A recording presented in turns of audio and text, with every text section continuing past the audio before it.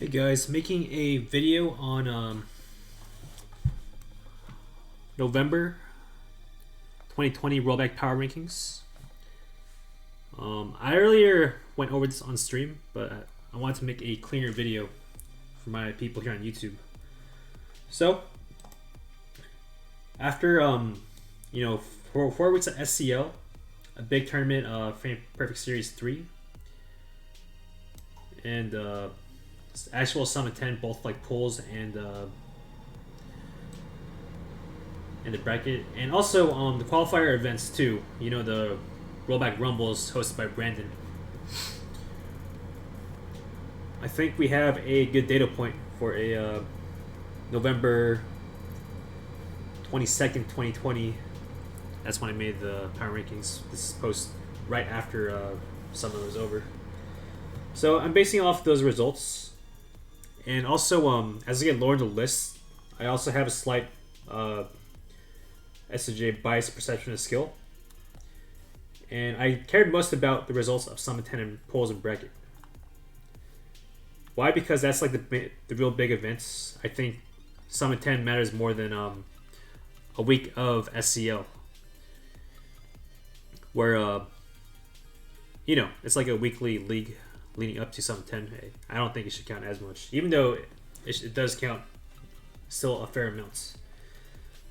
And after I go over the top 20, I'm going to go over honorable mentions and talk about the Europeans too, and think about where I imagine they would be. Like, I watched a handful of sets, not all of them because I was competing in Summit. So it's more for fun. I wouldn't take it where I put the Europeans as seriously, but yeah, that'll be after I go over this list. So, first is Zane, S+ tier. Should really be like S++, because he's like the undisputed number 1 at the moment, and only lost once to Mango. SCL week 1, and then after that he just never lost again, and he cleanly beats everyone he fights against, without question. Mango is the only one who gives him like a fair fight. So, undisputed number 1, only lost SCL week 1, and that's it. Second tier S- is Mango.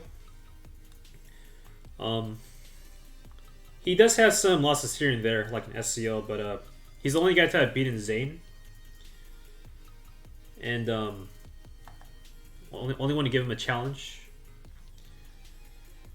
So, but overall, he's just in his tier of his own as well. Like, these two are easily top 2. And next is non-IBDW, A+ tier. Pretty tough to me to see which I'd give the edge to. None does have like a Mango win, Mango W. I think he has a winning record on Cody, but it's really close. Like, Cody did place higher at Summit itself, and it's a really close argument. But I give number 3 to None, but very, very close. Next tier, A+/A. Wizrobe. Pretty decent results at SCL. In a Summit, he did very well, but he's not quite on the results level of non-IBDW yet. His level of play at Summit, though, it might be the current most highest level play shown thus far. So, if he stays on his hot streak, then he can easily join at least A+ tier.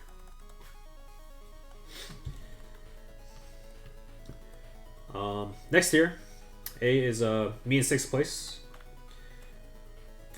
This saw all SCLs. I climbed from Division 2 to 1 and stayed there. Second place in Frame Perfect Series 3 meet-team tournaments. Pretty much ran a gauntlet and beat like a bunch of people that belong in these tiers below. Lost to IDW, and I got second seed in pools. Beat Spark, beat Fat Goku, beat Gatsu, and lost to Zane. So I came out in second seed in pools and actual bracket. I beat Sunse, who I'll talk more about later. But he's a really good fox. Kind of proved himself in Summit. So I think overall, my consistency puts me in sixth. Next would be Ginger. Outside of being he has troubles against Falcon for sure. Like FPS 2, he lost to Android 0 to get out of the tournament. I think he might have a losing record to every Falcon, but besides that, like decent SCL results, pretty good strong summer run. Overall level of play. If he beat Wizzy, I'd put him at number 6, but he did not. So, barely lost to Wizzy, so put him at 7th. And number 8 is Hungry Box. He got first seed in his pool over Nun and Sunse. He fought his bracket demon IBW and lost. And the loss of Ginger does sting. If he went on like a fatty run, definitely be a little higher on the list. Maybe even like potentially 5th. But his run got cut short against Ginger. And you can't really ignore his bad results from SCL at the tournaments. But his play had signs of his old like level mentality and like play. So I think HBox made a tweet saying like progress, and I'd have to agree.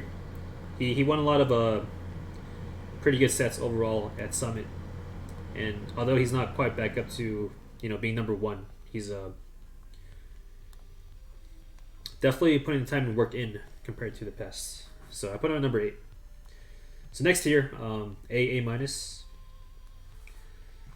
Sunse. So this might be a debatable point, but I think he showed a consistent high level of play in close sets versus people above him and strong versus people beneath. Almost beat Hungry Box. Close set with None. In spite of going 1 and 3, he showed like a lot of really good play, and he beat Axe in bracket. So for a guy who crawled out of the salt mines, he showed up the hardest, more than like a lot of SCL regulars, and because of that, I'd have to give him number 9 because I care about pools and summer bracket the most. I value those results the most ultimately. Summit 10 being the biggest, most competitive event of rollbacks so far. And next is Captain Face Roll. Good SCL run and wins, but he faltered in pools and in summer bracket. So yeah, I'd have to give him number 10. He did okay. He got out of pools and like losers. Got upset by Sunse. Lost to None in the pool too. In the actual bracket, I think he beat Lucky, and that's it. So not the sickest run or showing in pools or bracket. He didn't show up as he did in SCL. Number 11 is Spark, similar to Face Roll. Yet Face Roll seems to have the slight edge in overall like skill matchups and overall wins. Pretty close. I give a very slight edge to Face Roll for 10 and 11. Plups at number 12. At Summit 10, he got 5th in his pool list like everybody. But he has really good SCL performances. He beat like None. Close set with like Zane. And overall SCL he did pretty damn good. But so I had to put him at no lower than 12th, in spite of like him going 0-5 in his pool, or 0-4 rather. So next tier, kind of a combo tier of a bunch of people. Like some of these guys had good SCL runs and were consistent within SCL, but actual Summit, they in pool play and bracket, they got destroyed or did really mediocre. That already climbed from what would have been B plus tier, but they managed to show good playing results in pools. But they couldn't do it again in main bracket, and that'd be like the Magi unlucky.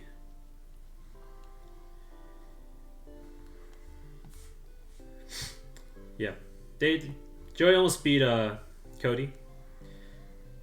Magi had a close set with Ginger. Dope win on Zach SFAT.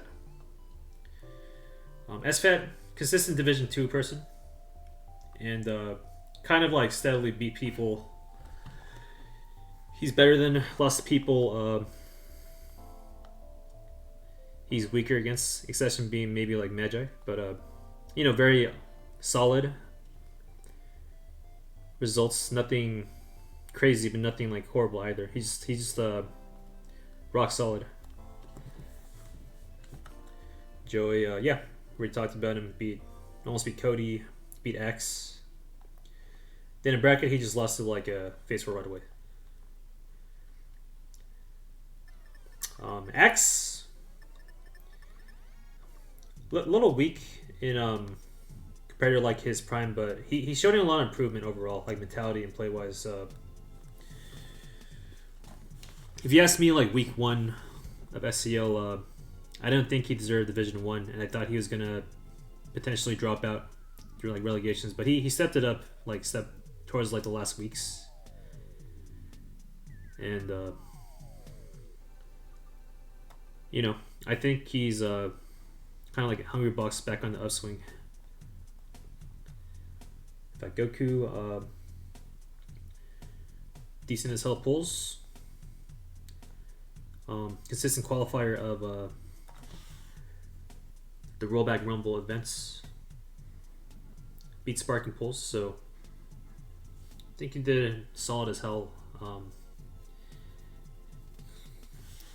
But didn't make a big show in the bracket. So PPU, he got 5th seed in his pool, but he was consistent in SCL, and he's the only 5th placer who got went 1-3.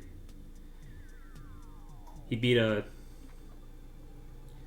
Sunsei, but it was like some crazy tiebreak, and really close side with None, almost 3-0 comeback. Yet he got kind of screwed by the tiebreak system, so I think he deserves to be higher than the other on Fire's relative. The other ones being like Dewan and Gatsu. Shroom and Gatsu. So Shroom got here at qualifying, but through tournaments, and those tournaments are not easy. So the fact he can always qualify and do well, have a good showing, like pretty impressive. But actual SCL and pools, outside of week 4, he usually just gets like bops pretty hard.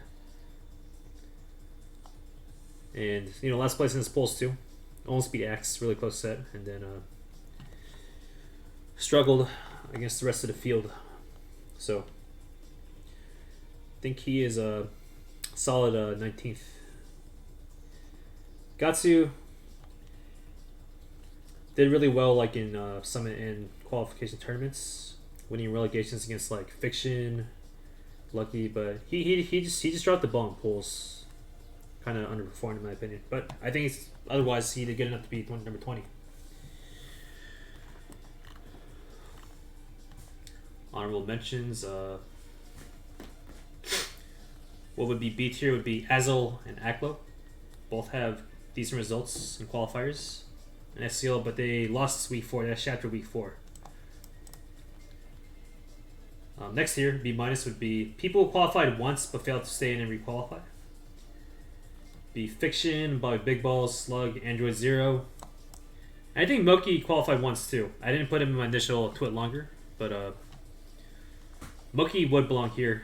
I think he qualified once and then peaced out of online events. Maybe because of internet problems, or he does not like online, which is, it's fair. It's not the same as LAN, but it's all I got. So again, once you get towards the bottom, the ordering is not as important, especially in A minus tier. So that's my that's my opinion on the power rankings for November 2020. So now we'll talk about Europeans. Again, a small sample of sets I've watched and seen. So where would they be if they were playing the same events as us Americans? So it's going to be more about like perception of skill. So you shouldn't take this part as serious. It's more for fun. So left would probably be at least top 5.